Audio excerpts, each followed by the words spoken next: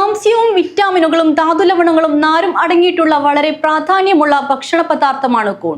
അഭ്യസ്തവിദ്യരായ യുവതീ യുവാക്കൾക്കും വീട്ടമ്മമാർക്കും കാര്യമായ മുതൽ മുടക്കില്ലാതെ കൂൺ കൃഷി ആരംഭിക്കുന്നതിനും ന്യായമായ വരുമാനം ഉണ്ടാക്കുന്നതിനും സാധിക്കുമെന്നത് ഇതിന്റെ വാണിജ്യ സാധ്യതയും വർദ്ധിപ്പിക്കുന്നു.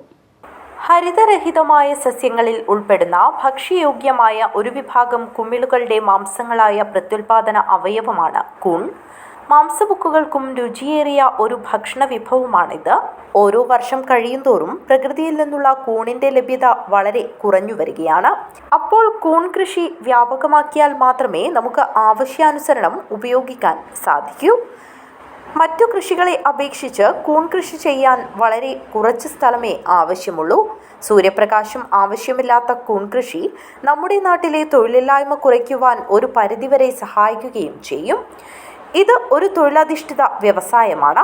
മുതൽ മുടക്ക് വളരെ കുറച്ചു മാത്രം മതി എന്നതാണ് ആകർഷകമാകുന്നത്.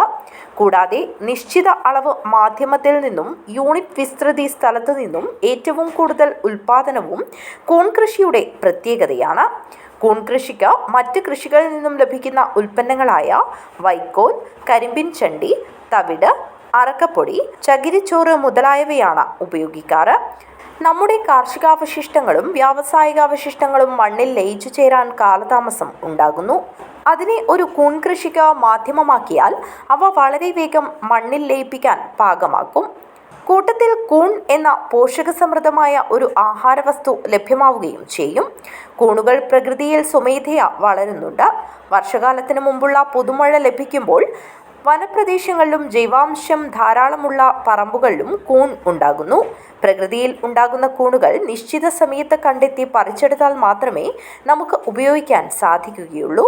മാത്രമല്ല അവ ഭക്ഷ്യയോഗ്യമാണോ എന്ന് തിരിച്ചറിയാൻ പലർക്കും കഴിഞ്ഞില്ല എന്നും വരാം.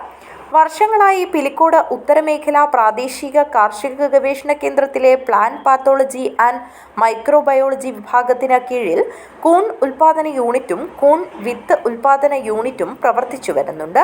ഗവേഷണ കേന്ദ്രം മേധാവി ഡോക്ടർ ടി വനജ യൂണിറ്റിനു വേണ്ട പൂർണ്ണ പിന്തുണ നൽകി വരുന്നു. ദിവസേന കൂണുകളുടെ 10 ബെഡുകൾ ഇവിടെ തയ്യാറാക്കുന്നുണ്ട്. കൃഷിക്കാർക്കും താൽപ്പര്യമുള്ള ഗ്രൂപ്പുകൾക്കും കൂൺ കൃഷി പരിശീലനവും കേന്ദ്രത്തിന്റെ നേതൃത്വത്തിൽ നൽകി വരുന്നുണ്ട്. ഗവേഷണ കേന്ദ്രത്തിൽ നടന്നുവരുന്ന ഫാം കാർണിവലിനെത്തുന്ന കൂൺ കൃഷി ചെയ്യാൻ താൽപ്പര്യമുള്ളവർക്ക് ഡോക്ടർ പി രാജേഷ് കുമാറിന്റെ നേതൃത്വത്തിൽ നിർദ്ദേശങ്ങൾ നൽകി വരുന്നുമുണ്ട്. ഉറുമീസ് തൃക്കരിപ്പൂർ, ന്യൂസ് ബ്യൂറോ, തൃക്കരിപ്പൂർ.